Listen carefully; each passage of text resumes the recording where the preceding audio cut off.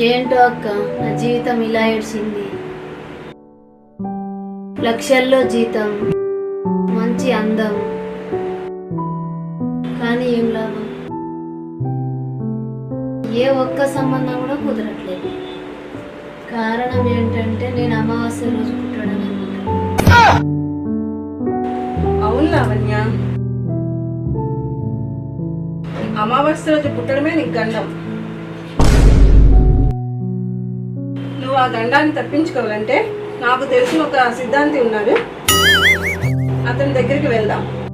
ఆయన ఒకసారి టచ్ చేస్తే నీ జాతకం మారిపోతుంది, నీకు తప్పకుండా పెళ్ళి అవుతుంది. నిజంగా ఆ సిద్ధాంతి అంత పవర్ఫుల్ అక్క? నన్నే చూడు, ముందు నేను ఎలా ఉన్నాను?